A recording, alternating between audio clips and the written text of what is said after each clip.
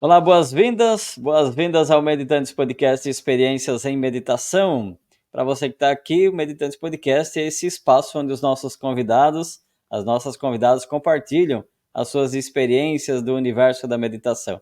Para você que está iniciando, para você que já iniciou e quer se aprofundar com as práticas de meditação, esse é o canal, esse é o espaço para você ter as suas dúvidas. Então aproveite cada instante, cada momento. E não vai ser diferente, né? Nesse episódio também vamos trazer um assunto relacionado à meditação, que junto com a meditação, que de alguma forma tem uma sincronicidade. E o tema de hoje é meditação, ciência e filosofia. E para esse bate-papo de hoje, eu vou trazer ao palco aqui o professor Simões, professor Beto Simões. Boas-vindas ao Meditantes Podcast. Bom dia, boa tarde, boa noite, não sei qual horário vai estar assistindo, né?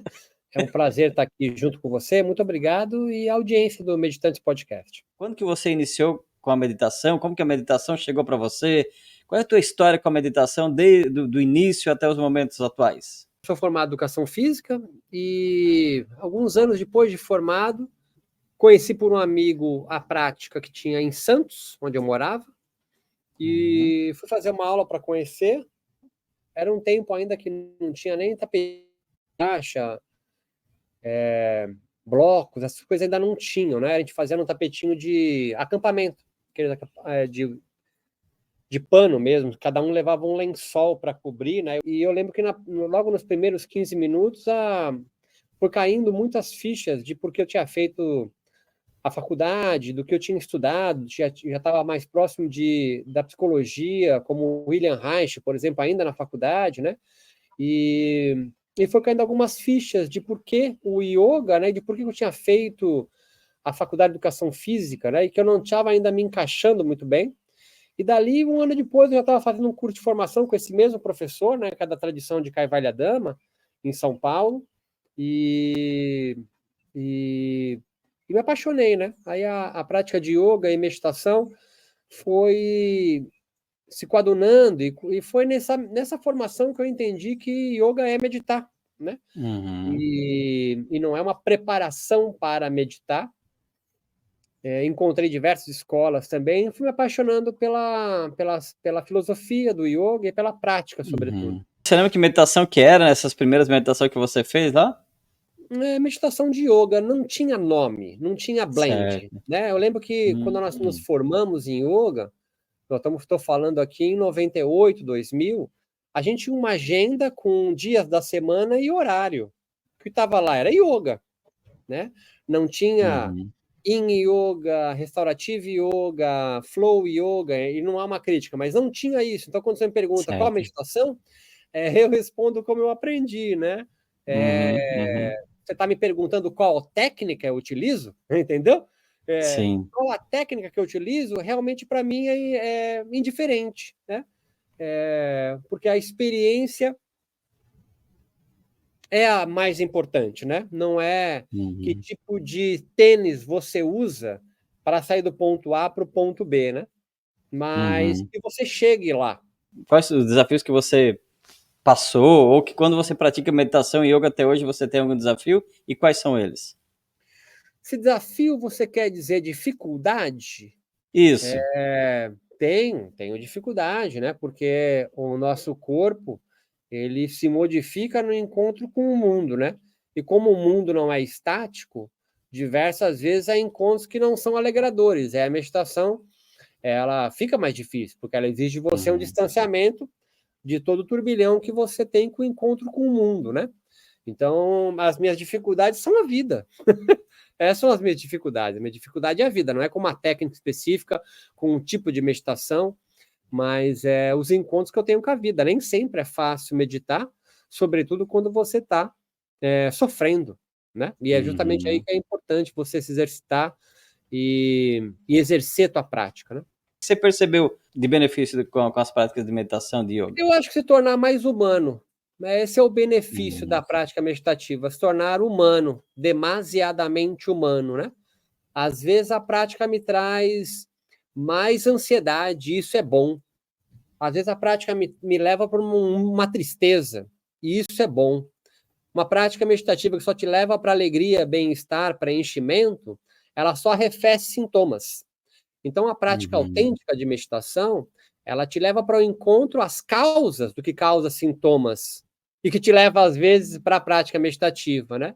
Então, os sintomas, né, que a prática meditativa me conduz é o encontro comigo mesmo. E nem sempre eu sou tão legal. Vamos falar sobre meditação, ciência, filosofia. Qual é a diferença de cada uma delas? A ciência, ela estuda as funções do objeto que ela investiga. Então, eu posso investigar cientificamente a meditação e entender quais são as áreas do cérebro envolvidas. Aí, sabendo as áreas do cérebro, eu vou saber quais são os hormônios ou neurotransmissores que aquela área, quando ativada ou não, ela secreta ou deixa de secretar. Quando eu faço uma postura de yoga, eu vou entender quais são os músculos envolvidos. Esses músculos estão envolvidos em quais funções locomotoras, por exemplo, né? Então, ciência ou cientista, ele estuda as funções do objeto. A filosofia, ela inventa conceitos para o objeto que estuda. Agora, a religião, ela conserva ou cria e mantém dogmas, certezas inabaláveis, absolutas, metafísicas, né? Agora também há as encantarias, os feitiços, a magia, que os yogis sempre foram associados, né?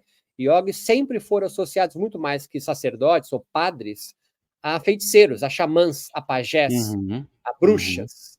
E os feiticeiros, pajés, bruxas, que se envolvem com yoga, oferecem, como todo pajé ou xamã, 3 serviços. De oráculos, a astrologia védica talvez seja mais presente, encantarias, como alinhamentos do chakra, né? E terapia e cura. Talvez seja esse o maior mote, assim, que as práticas meditativas relacionadas ao yoga têm servido ou trabalhado, sobretudo no SUS, né? Então, a diferença entre ciência, filosofia, religião e magia é o que eles fazem com o objeto que investigam. Pode ser o mesmo objeto, mas cada um vai produzir uma resposta diferente, porque o objetivo deles é outro. Você tem um curso que é até interessante sobre yoga contemporâneo, meditação, filosofia, ciência. Você traz alguns apanhados também sobre a meditação. Daria para você falar um pouquinho mais da profundidade da meditação, de até onde que você investigou, de onde que começa a meditação e como que ela é hoje, como que era antigamente? Eu acredito que a meditação ele não tenha se modificado ao longo da sua vida. O que aconteceu, e nós já pincelamos isso logo no início, é a criação de novas escolas, com elas novos métodos, com novos métodos uma combinação diferente de técnicas. Mas eu não acredito que o propósito da meditação ele tenha se modificado, mesmo porque a meditação é um atributo humano. Ela não pertence a nenhuma geografia, nenhuma instituição, religião, filosofia, muito menos a ciência. Meditar é um atributo humano, ou seja, qualquer animal, um passarinho curió, a baleia jubarte, uma criança, eu ou você, que decide focar a atenção no objeto e não se desviar desse objeto, aciona uma circuitaria neurobiológica e psicofisiológica inata, que vai operar em você produzindo um maior distanciamento dos ordenadores de realidade onde você vive. Cada um de nós vive no ordenador de realidade. O yoga chama de Maya, ou ilusões. Cada um de nós inventou uma ilusão para conseguir suportar a realidade. E a meditação ela ajuda a tomar esse distanciamento e aí você perceber melhor quais são os maias, as ilusões que você construiu ou vive, para então entender aqueles que te causam sofrimento e tecer um novo conhecimento sobre si mesmo.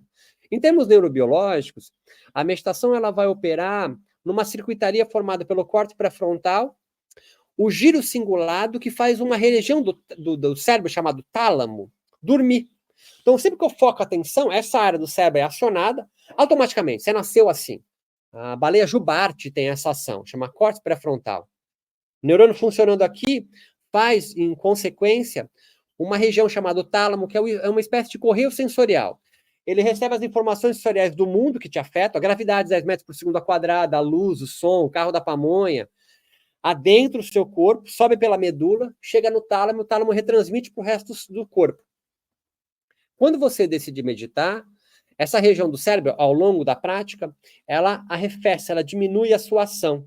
Então, o mundo lá fora continua operando, mas ele chega, impacta você com o menor número de possíveis gatilhos para acionar o eixo do estresse. E aqui a gente tem condições já de entender por que a meditação é tão interessante para quem tem ansiedade, por exemplo. Porque ela diminui os potenciais gatilhos que seriam acionadores de um hipotálamo, hipófise, adrenal, que libera o principal hormônio de estresse, que é o cortisol. Então, meditadores experientes têm um melhor controle desse disparo neuroendócrino que vai acionar o principal hormônio do estresse. Além disso, ela funciona, por exemplo, secretando mais dopamina, serotonina, que está ligado ao bem-estar. Mas, assim, a corrida também aciona isso, entendeu? Não são hormônios e neurotransmissores específicos da meditação. Não, é atributo humano. A pergunta interessante de se fazer é por que a gente, quando foca a atenção, essa circuitaria acontece e diminui o estresse? Essa é uma pergunta interessante, porque nossos corpos são ancestrais, nós somos herdeiros de um número crescente de corpos que perceberam que focando a atenção e não se desviando, seja orando, rezando, caminhando, em silêncio numa caverna, andando na floresta, eles teriam uma melhor resposta, uma resposta mais benfazeja para a boa vida. É só depois que a meditação vai ser capturada por algumas instituições religiosas. Mas meditar é um atributo humano. Só que interessante, né? Algumas pessoas que se especializaram nisso, se tornaram, então, o que nós chamamos de yogis, ou sacerdotes, ou feiticeiros, né? Houve especialistas nisso que criaram uma classe. E, a partir das suas experiências, foram escrevendo livros, foram escrevendo textos que chegaram até nós hoje.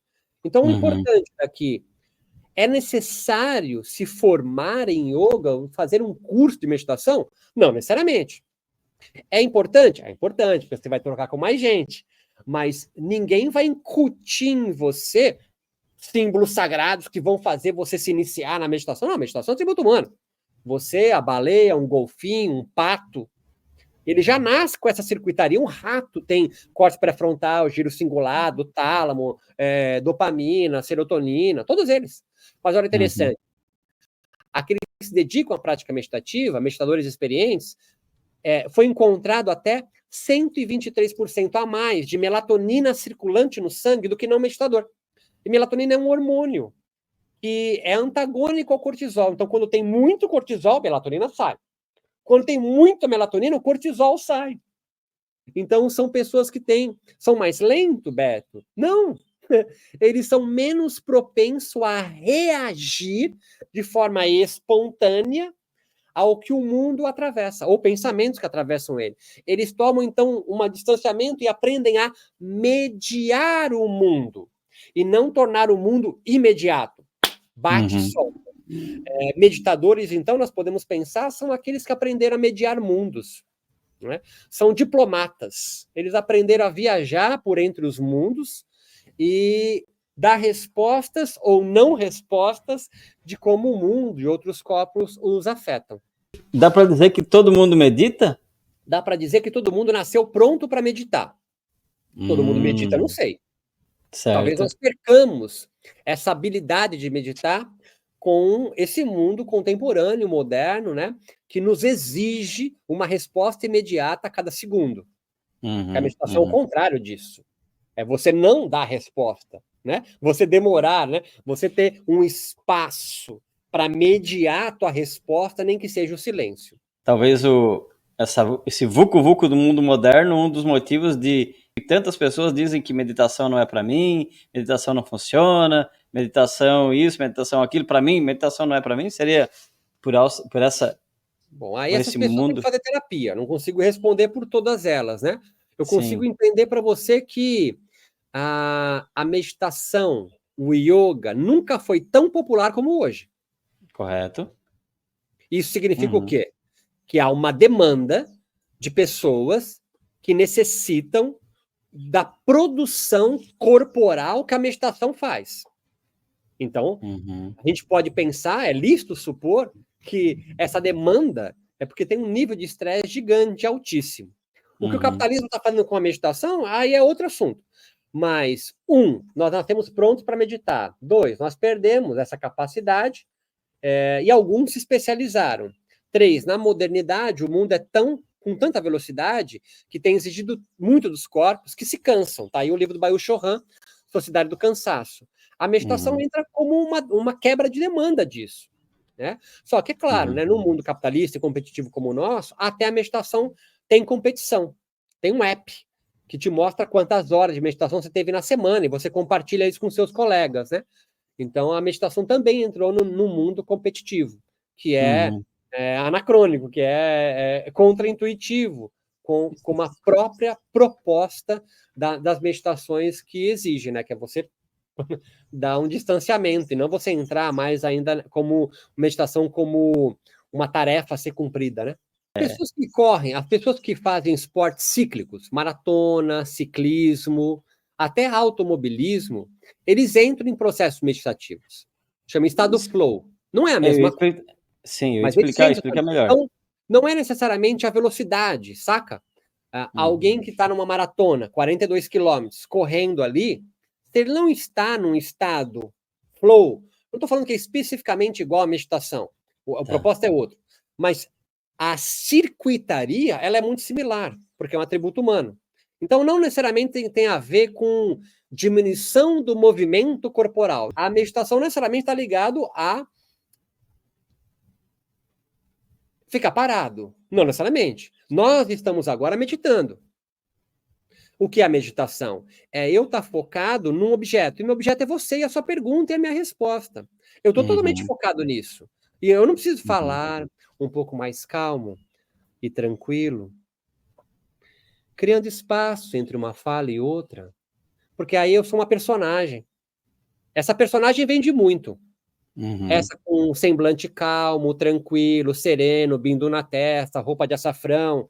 Ele pode ser um meditador, mas isso não é isso. Não é isso. E digo mais uma coisa, eu lembro de uma vez trabalhando na Unifesp, na Federal de São Paulo, tinha um meditador lá que foi contratado, tinha um ratinho de laboratório, né, que vem da Dharamshala na Índia, fizeram uma troca, né? Ele veio porque ele é um meditador muito experiente. Então a cabeça dele cheia de fio, estava fazendo meditação da compaixão, e a gente assim, pode parar de meditar agora? Nós vamos mudar aqui o protocolo. E o cérebro dele é ligado na máquina. E daqui a pouco eu vou te acionar para você fazer a meditação, sei lá, qual meditação, e a gente vai comparar. E ele perguntou para mim, o que é parar de meditar? Porque a gente acha que meditar acontece segunda, quarta e sexta, das 8 às 9. Interessante. E o que ele disse para mim foi, isso é um treino, né? Porque se a meditação não perdurar as suas outras 23 horas, que triste que é a sua vida. Então, volto a dizer, nós somos especialistas hoje, na modernidade, em técnicas meditativas, não necessariamente meditação. Não é porque alguém fez um curso na Índia, passou um ano em Varanasi, se reclusou num monge budista, que ela necessariamente medita. Né? Ela pode ser aprendida, ser uma grande especialista em meditação, mas isso não significa que ela utiliza a meditação na sua vida diária. Eu estou te dizendo, eu estou agora meditando com você. E, em geral, a galera do yoga que me vê, né, do Ayurveda, fala, você é pita, você é rajásico, porque está ligado a uma maior gesticulação. Não, eu sou filho de italiano. Né? Isso não tem nada a ver com outra coisa, né? Então, o que nós estamos aqui pensando, e eu acho que isso aqui eleva a nossa questão, meditar não é treinar. E o que a grande massa entende, meditar é treinar. Treinar é treinar. Jogo é jogo. Então, uma coisa é você treinar para o campeonato, o final da Copa do Mundo. E outra coisa é você estar na final da Copa do Mundo. Totalmente diferente uma coisa da outra. Então, a pergunta interessante de se fazer é, vocês estão vivendo as suas práticas meditativas ou vocês estão só praticando? Né? Sai com camisa, eu medito. Enfim, isso não quer dizer nada, né? Tem um monte de diploma, piso e paz. fiz não sei o quê. Não quer dizer nada para mim isso. Toda técnica que se diz de meditação é uma técnica de meditação em si? Tem que mudar a pergunta. Será que o meu corpo se adapta a essa técnica e me produz a meditação? A questão não é a técnica.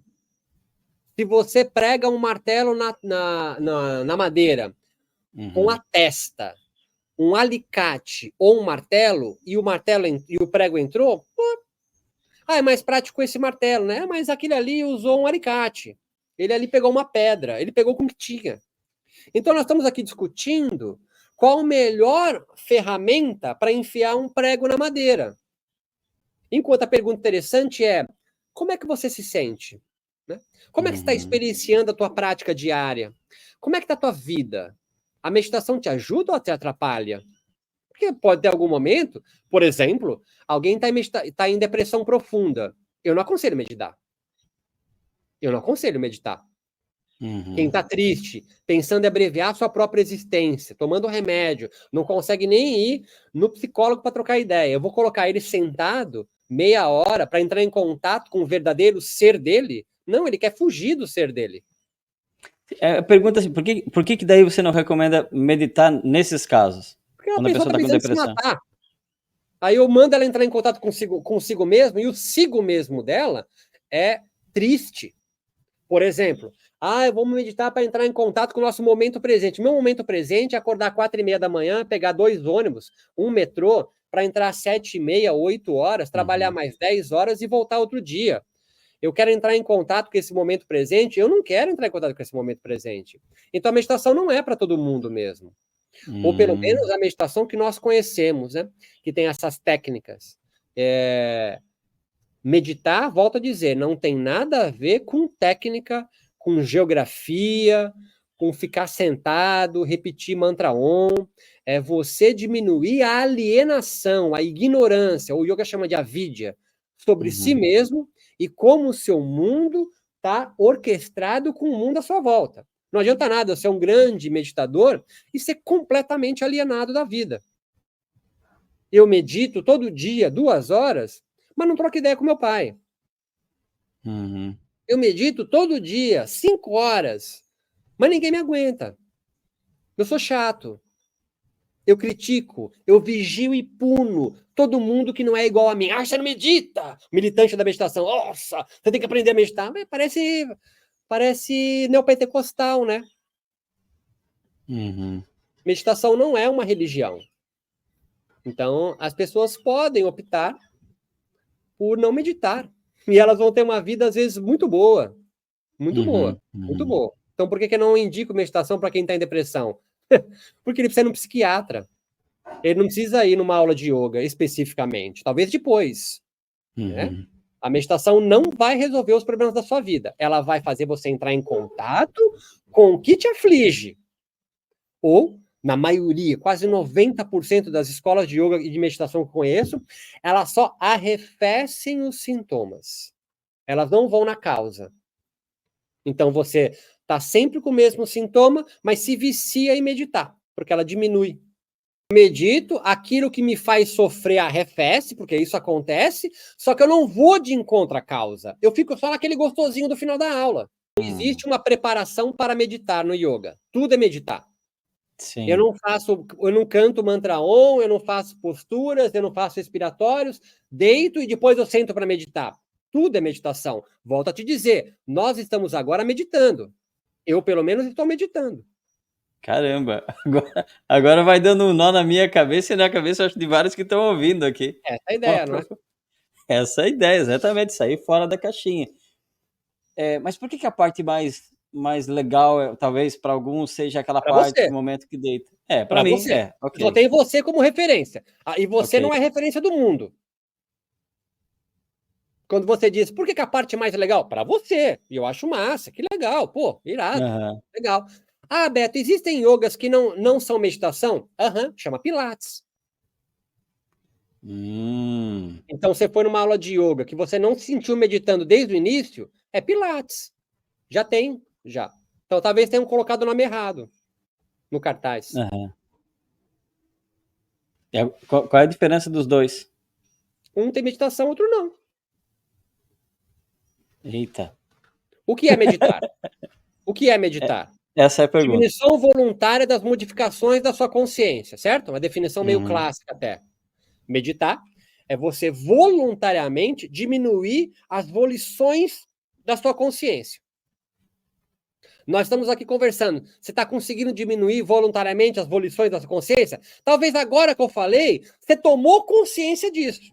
Porque até então você estava alienado, certo? Então, meditar não tem necessariamente a ver com técnica. Ah, mas existem técnicas que me ajudam a chegar? Ah, sim. Sim. O yoga tem um monte. Só que o yoga desde o início, ou yoga sempre, ou yoga com Y maiúsculo, ou I, sei lá, ele deve preconizar em você, desde sempre, a prática meditativa. Então, eu vou fazer a sequência de posturas, imerso, voluntariamente, em diminuir as volições da minha consciência. E eu te digo, as técnicas do yoga são muito boas para isso. Eu Então, medito muito mais fácil fazendo as posturas do yoga do que sentando em silêncio. interessante. Então, quando fala meditação ativa, por exemplo, dá para fazer? É uma técnica. É uma técnica. Né? Você está falando de técnica. Existem infinitas técnicas. A técnica, para mim, é irrelevante. Você corre descalço, de tênis ou de sapato. E pior, é interessante, as pessoas brigam por quem tem a técnica melhor. É um delírio. É um delírio.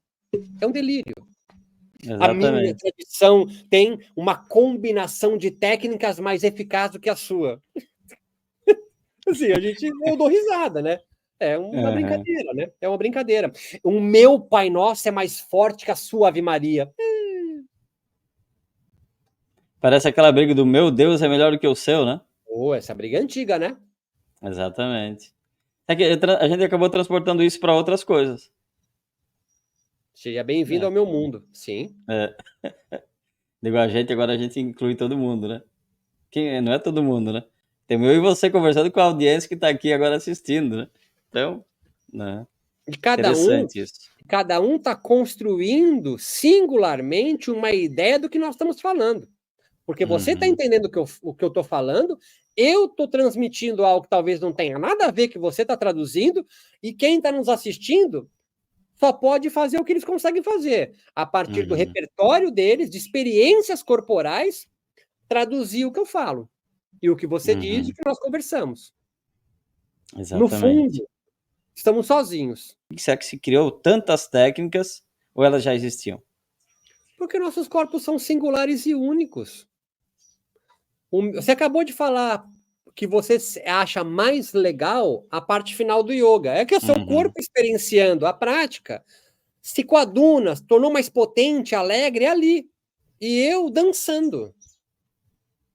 Há pessoas que não conseguem sentar, coluna ereta e fazer. Só que olha que louco, né? Existem técnicas hegemônicas em relação a outras, dominantes. E como ela é dominante, ela diz, meditar é assim. Então, se você meditar assado, você não é tão meditante assim, hein? Aí você cria culpa no outro. Sim. Então, por que existem tantas técnicas? Porque nossos corpos são únicos. É simples. Deveriam existir mais ainda. Para mim, tem que ter infinitas combinações de técnicas. É indiferente. A experiência sempre é única também. O que eu experiencio meditando, usando exatamente a mesma técnica que você, é só eu. Eu nunca vou meditar por você. Mesmo que a gente pratique a mesma meditação, mesma filosofia, mesma ciência, cada um vai ter. Esquece meditação. Você está assistindo um filme, eu estou assistindo o mesmo filme, no mesmo lugar. O que muda? O que muda é meu corpo. O que muda é meu corpo com contato com outros corpos, como livro, luz, experiências de esporte, de livros que eu leia, de encontros que eu tenha, da família que eu tive, da sociedade onde eu vivi, das ondas que eu surfei e que você não tenha surfado. Isso me constitui eu. E aí eu, entrando em contato com outro corpo, seja um conjunto de técnicas meditativas, vou produzir o quê? Um corpo meditativo com o meu corpo. Uma lindeza, né? Experiências que vão se multiplicar sempre. Qual o problema? Quando você diz para mim qual a experiência que eu tenho que ter usando essa técnica. Você me castra. Sim. Porque eu vou tentar, porque você tem autoridade, você é um mestre, tentar experienciar o que você experienciou. Nunca vou conseguir. Aí eu vou mentir. Ou me sentir muito culpado. Uhum. Pô, Beto, mas aí fica uma bagunça, né? Porque cada um tem uma experiência. É. Aí você para de dar aula para 55 pessoas e começa a dar aula para 2 só. Ah, mas aí eu não consigo sobreviver. Que bom que tem as técnicas de meditação. Mas quando a gente fala tipo de meditação, aí, aí eu já estou dizendo que a meditação existem vários tipos, enquanto que existem várias técnicas. O que você chamou de tipo, a gente chama de método. Método, escola ou Hum. tradição. Existe um método. Um método é formado por uma experiência, alguém que teve essa experiência inicial, Uhum. geralmente é um avatar, né? Se for numa linguagem mais mística. Aí esse avatar que teve essa experiência traz um conhecimento específico, um saber, que ele teve experienciando numa sucessão de práticas. Pense em Siddhartha Gautama, por exemplo, Jesus, Uhum. Maomé. Uhum. E aí, um conjunto de pessoas ouve o que ele fala e se afinam com ele. Então, nós temos a experiência, aquele que teve a primeira experiência, nós temos um grupo agora, uma comunidade, e essa comunidade, ou aquele que teve experiência, ou ambos, constroem escrituras, ou uma tradição, que pode ser oral, como a Umbanda. Nós temos agora um método. Escrituras, ou uma tradição oral, nós temos uma comunidade, ou o yoga chama de sampradaya, né? É uma comunidade espiritual. Uhum. Nós temos aquele cara, ou aquela pessoa, aquele conjunto de pessoas, como tipo 12 apóstolos, que tiveram uma experiência que é extraordinária, não é desse mundo ordinário, é extraordinária, e a experiência. Agora nós temos um método, uma escola. Essa é a coluna vertebral de qualquer método, escola ou tradição. Ou cultura, se você preferir. Uhum.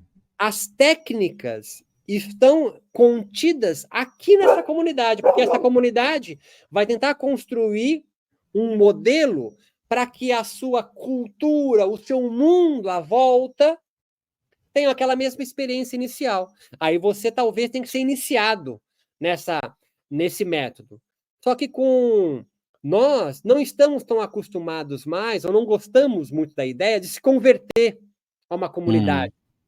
E aí a gente faz o quê? A gente prefere beber nas técnicas desconectadas dessa comunidade.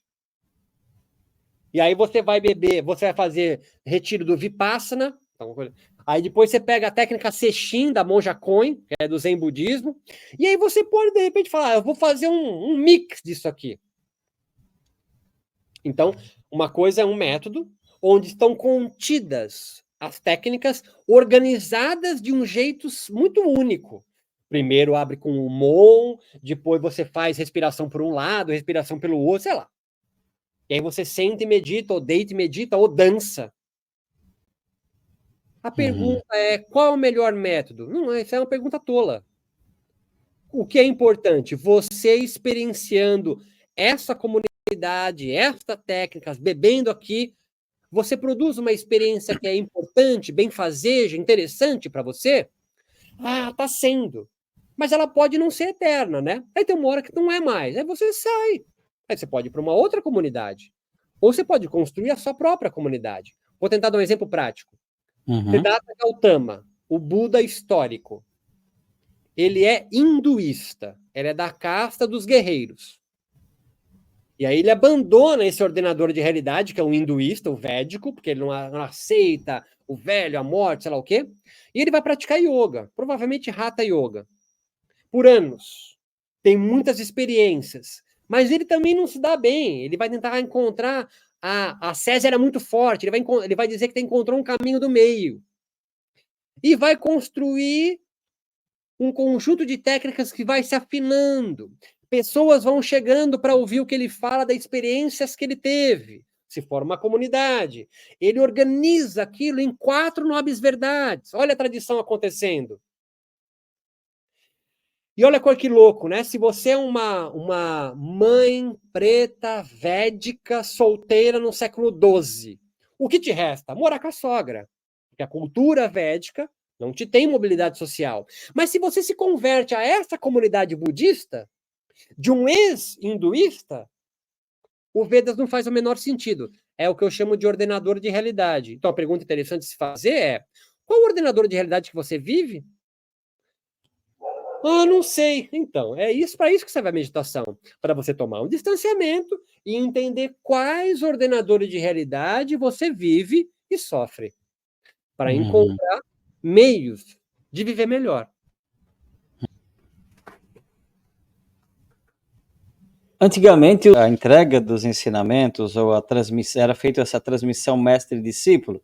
Você tinha que se converter a uma igreja, ainda existe. Você pode se converter na paróquia da sua cidade e vai todo dia na missa. Ainda existe, é que você não quer.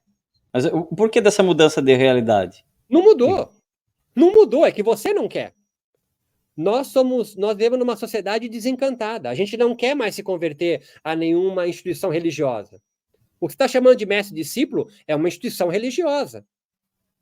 O mestre é imaculado, perfeito de si mesmo, quase um santo. Então, ela existe ainda. Certo. Larga a sua família e vai se tornar padre. É mestre-discípulo. Vai se tornar budista, só que você não quer largar a mão. Então, ela não deixou de acontecer. Ela existe, está forte pra caramba por aí.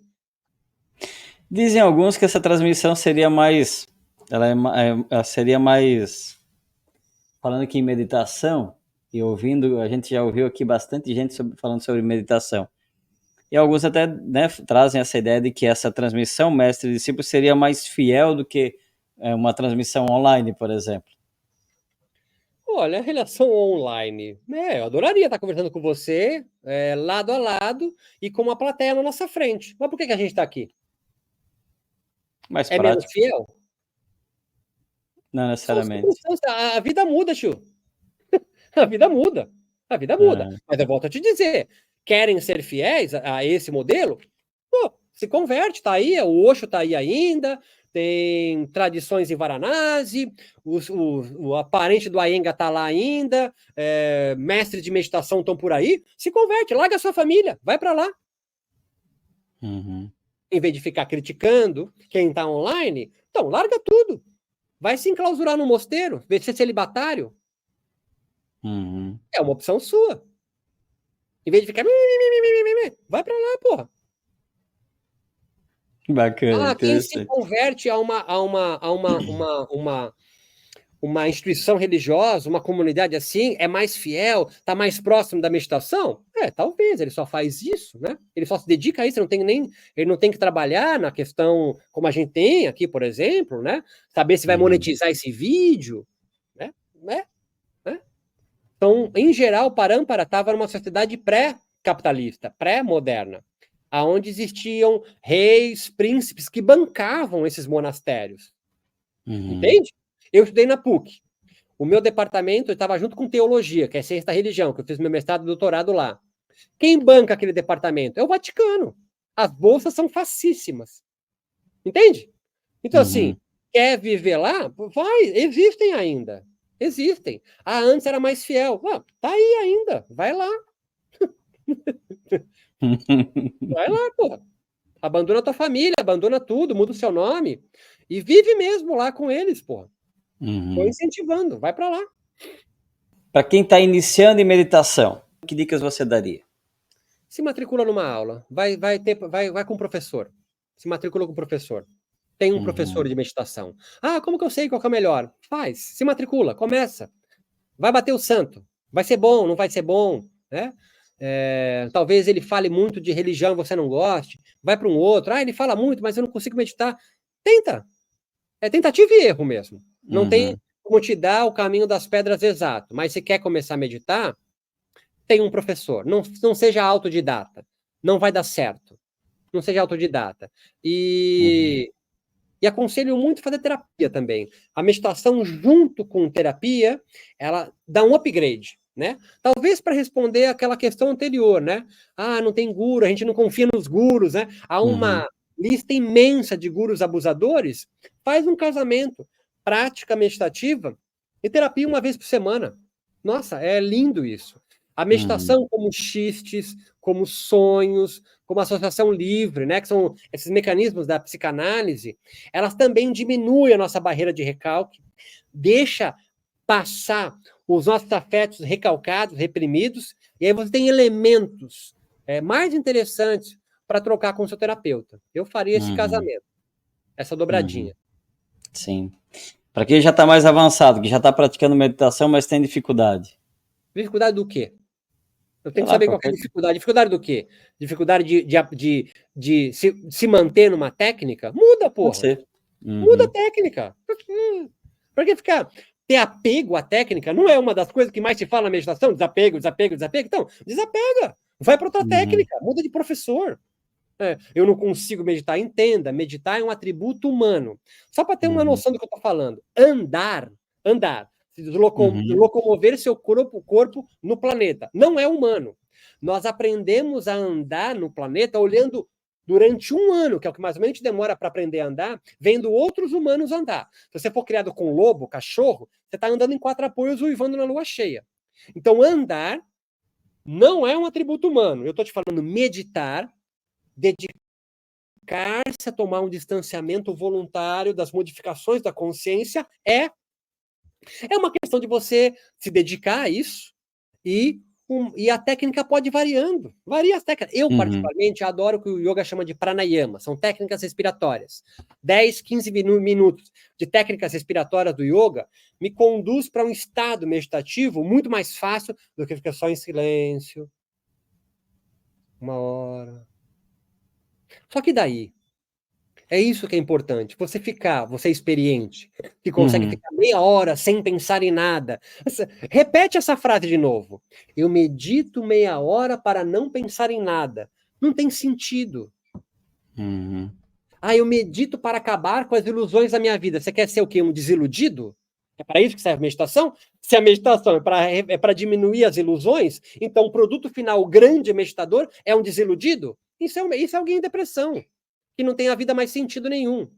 A meditação vai te produzir o que o yoga chama de viveka.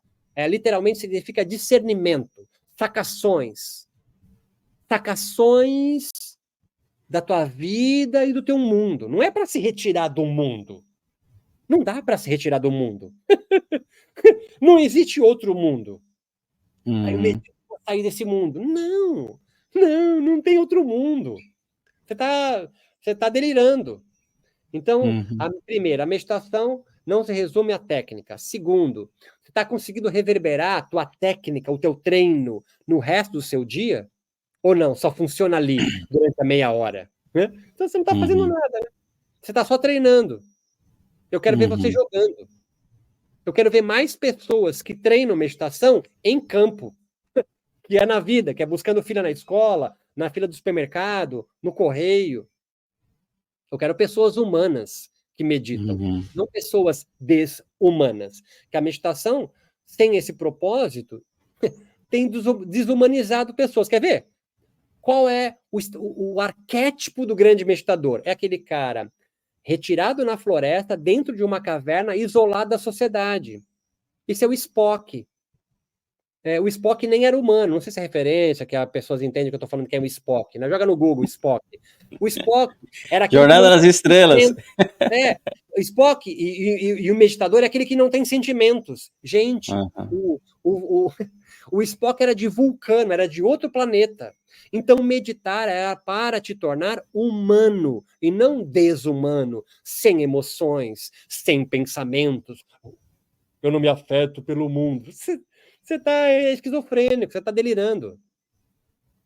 Mindfulness é ou não é meditação? É uma técnica. Nós estamos falando a mesma coisa durante 1 hora. Mindfulness é uma técnica. Simples.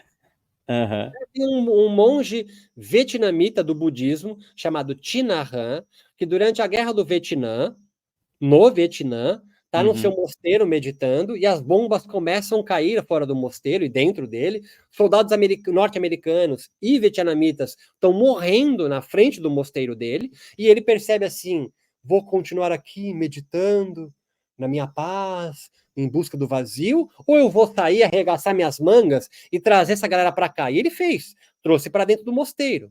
E ele trouxe norte-americanos, pessoas que falam inglês.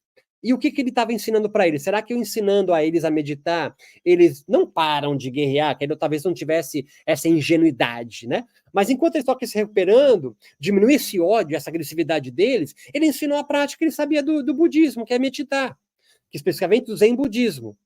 Só que o cara não fala vietnamita, então ele inventa uma palavra em inglês, chama mindfulness.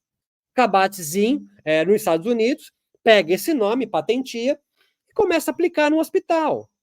É isso. Mindfulness é uma técnica. Nós estamos aqui de novo discutindo qual a melhor técnica. Enfim, é uma pergunta tola, né? E até uma discussão, assim, não leva a nada. Qual o melhor? É o martelo ou o alicate? Para fazer, você precisa dos dois, né? Então, mindfulness é meditação? É uma técnica. Se ela te conduz a meditar, é problema seu. É problema seu. Perceba, eu olho para essa garrafa e eu medito.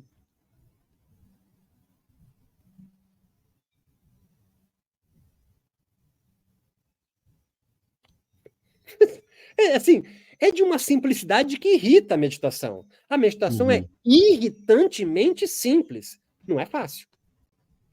Mas ela é irritantemente simples. Aí, quando a pessoa não sabe meditar, ela fica brigando por quem tem a técnica melhor. É uma disputa pelo falo. Fica um caçador de técnicas, né? É uma disputa pelo falo. Parece que a gente virou um mercado de meditação. Seja bem-vindo, claro. Faz tempo isso. Faz tempo. Virou um mercado aí. Aí já não dá para entender, mas é isso. A ideia de trazer o Meditantes Podcast, Beto, também tem isso. Vamos contar as experiências em meditação. É legal, é bacana. Isso aqui não é ninguém. Agora eu me tornei um meditador porque eu ouvi o Meditantes Podcast. Não adianta, concordo com o Beto. Se não praticar, se não ir lá fazer, não vai. Se não colocar em prática, não tem experiência. Mas, cara, é um mercado interessante e às vezes confunde o que é técnica, o que é meditação, o que é isso, o que é aquilo, que é uma parafernália de coisas assim interessante, né? Então parece que... É uma estratégia. Quanto mais confuso você tiver, mais você compra. E mais você sente em falta. O capitalismo funciona com sentimento de falta. Então, se eu ofereço no mercado um monte de técnicas dentro em caixas diferentes, cria uma ansiedade por ter tudo.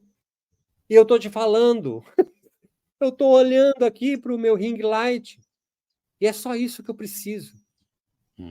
Mas eu não consigo com essa técnica. Experimenta outra. Eu quero ter todos os diplomas de técnicas atrás de mim. Você entende? Você entrou no que a gente foi criado. É difícil lutar contra isso. Claro. A meditação não vai vencer isso. A meditação já foi capturada por isso, pelo mercado. E existe um mercado espiritual. Existe um mercado de bens simbólicos. Não foi a meditação que inventou isso. Correto. Certo? A Igreja Católica está aí vendendo o livro que mais vende no mundo. Certo? E entre os yogis também há essa subcultura chamada yoga. Há uma discussão se o Vedanta é superior ao Yoga Sutra, que é superior a quem. É uma disputa de egos, né? De uma disputa de falo. O que eu estou colocando para você é que a meditação, ela não precisa de nada disso. Ela é uma baixa tecnologia, ela é barata e acessível a qualquer um, porque você já nasceu pronto para meditar. Todo mundo nasceu pronto para correr? Não, você treinou, você aprendeu a andar. Hoje, todo mundo com mais ou menos 10, 12 anos, se não tiver nenhuma deformação física, consegue correr? Sim, mas quantos correm abaixo de 10 segundos? São raros. O que ele faz? Ele treina, né? Ele treina. Exato. Não é para ser o olímpico da meditação, mas nem dá. Mas assim, é só treinar, é só praticar. Exatamente. Então, professor, quando a gente fica aqui discutindo técnica, qual é melhor, qual é pior, qual a filosofia é melhor, qual a ciência é melhor, qual é a meditação é melhor... outra técnica para vender amanhã. Lançando um curso no mercado. Para o mercado é uma nova mercadoria. Mas quando a gente vai a fundo... faz aqui, faz alguém de fora falar, encontrei um nicho do mercado. encontrei uma técnica melhor. Eu vou fazer agora um combo de pranayama. Tem, né? Pranayama psicodélico, né? Como sem alcançar níveis alterados de consciência, sem utilizar nenhum elemento exógeno, né? Só respirando. Mas e daí? E daí? Discutir isso é querer discutir o que veio primeiro, o ovo ou a galinha, né? Mas eu te pergunto, né? É óbvio que foi o ovo. Porque o ovo já existia antes da galinha. Como é que vai sair a galinha? A galinha vai sair de um cruzamento de duas aves que não eram galinha, entendeu? Então até isso tem resposta. É uma besteira, entendeu? É uma besteira ficar brigando nessas discussões metafísicas. É sentar, é andar, é dançar, é dialogar, é meditação. Sim. Nós estamos aqui meditando, volto a repetir isso pela 5ª vez. O que meditação é natural? Muito bom, né? Quando você era bebê, você não conseguia diferenciar. Isso aí é o Winnicott, tá? Isso aí é psicanálise. Quando você é bebê, você não consegue diferenciar o seu corpo do corpo da sua mãe. Você tem certeza que a sua mãe é uma extensão de você mesmo. Você não diferencia. O seio que você anseia para ter, você tem certeza que é seu. Ao longo dos anos, você vai entendendo que há uma separação. O seu corpo deixa de ser despedaçado e vai se juntando. Meditar não é um mergulho no todo. Meditar é um retorno a nós antes de ser inserido a lei que nos separa, nós do papai e da mamãe. Então, meditar é um atributo humano, nós já nascemos inseridos no todo. E meditação é um retorno para esse todo. Só que, quando a gente entra de novo no todo, todos os ordenadores de realidade onde a gente está construído se desfazem. E aí você tem uma percepção maior de que você não é ansioso, você não é depressivo, você não é muito bom, você não é o chefe, você não é o empregado, você está sendo. E aí te darás paz. Isso arrefece sintomas que te fazem sofrer. Todos nós, então, nascemos imersos no todo. E a meditação é um conjunto de técnicas para você voltar a vivenciar isso. Freud, no seu livro Mal-Estar na Civilização, chama de sentimento oceânico. É essa a experiência da meditação. Então, a gente, em vez de ficar brigando por qual técnica é melhor, é interessante a gente começar a comungar mais da experiência da meditação. Só que acontece, todo mundo é muito individualista e só pensa em si meditando. Não conseguem pensar num nós meditando. Isso faz com que aumente a tua individualidade, que abastece a sociedade capitalista de mais e mais e mais narcísicos. Tanto que a própria experiência em meditação é interessante, né? Porque assim, a sua experiência de meditação, nossa, é muito mais profunda do que a minha. Começa uma disputa sem sentido, não é verdade? Não faz sentido. A própria experiência. A configuração do guru e do discípulo já cria essa verticalidade. Eu quero que a meditação esteja na horizontalidade. Então, por isso, quando você falou para mim, o cara, guru, discípulo, vai lá ser discípulo. Não é novo isso é ancestral, vai para lá ser discípulo. Por isso que eu bato muito mais na tecla, em vez de guru, discípulo, feiticeiro e cliente. A meditação está muito mais próxima do arquétipo do feiticeiro, do xamã, do pajé, do que do padre, do sacerdote e do guru. Essa imagem de um cara iluminado acima dos outros se coaduna muito bem com o que os padres sempre fizeram, os jesuítas. Eu vou trazer a palavra do Senhor para esses povos ignorantes que não sabem meditar. Você entende? A narrativa é a mesma. O feiticeiro não. O feiticeiro, ele é o benzedeira da rua. Pronto. O yogi como a benzedeira da rua. Ela trabalha, ela vai não sei o quê, ela vai na missa, não sei o quê, mas você chama ela para espinhar a caída do teu filho. Essa é a função social do yogi. É a benzedeira da rua, que vai com a ruda ali benzer. Para espinhela caída, dor nas costas, febre. Quando os yogis começarem, os meditantes começarem a se perceber nessa função, se horizontaliza. Hoje nós estamos todo mundo vertical. Todo mundo se acha mais do que o outro. Piramidal, né? É vertical mesmo, né? Piramidal ainda tem uma quedinha, né? Vertical tá aqui, ó. Tem um lá em cima e tem a massa embaixo que não Tudo sabe, embaixo. ignorante. Agradeço pela oportunidade de você estar aqui com a gente, compartilhando sua experiência, os seus conhecimentos, e que cada um possa aproveitar ao máximo, fazer as suas interpretações. O meu convite sempre vai ter uma telinha, de vez em quando, para quem assistiu o vídeo, vai ter uma telinha que de vez em quando vai abrir lá para uma perguntinha. Então, se tiver dúvida, chama o Beto, manda mensagem para ele nas redes sociais, faz sinal de fumaça, né, Beto? Você vai respondendo o pessoal ali, e a gente que também agradece a presença de cada um. Beto, é isso? Quer fazer mais alguma consideração final? Não, quero só agradecer ao Meditante Podcast e convidar todos que quiserem participar. Tem um grupo de estudos, né? Que acontece semanalmente, sempre às quartas-feiras, às 4 da tarde. Tá aqui no Yoga Underline Contemporâneo, né? Tá no meu Instagram. Você vai ali, tem no link da bio, você vai conseguir ali entender como é que faz para se inscrever e participar. E nós temos temas que a gente aborda mensalmente, né, em 4 encontros, e um grupo de estudos que acontece aí de forma fluida já pelo menos uns 4 anos. Tem bastante material já gravado lá também. Muito obrigado pelo teu convite e o nosso bate-papo aqui. Obrigado, viu? Maravilha, agradecido. Muito bem, finalizamos então o Meditando Podcast de hoje. Espero que de verdade que você tenha aproveitado. Se você gostou, curte, comenta, compartilha. Se você não gostou, volta novamente, assiste umas 10 vezes e depois faça suas perguntas, faça suas análises, faça suas conjecturas. Meditando Podcast, experiências e meditação.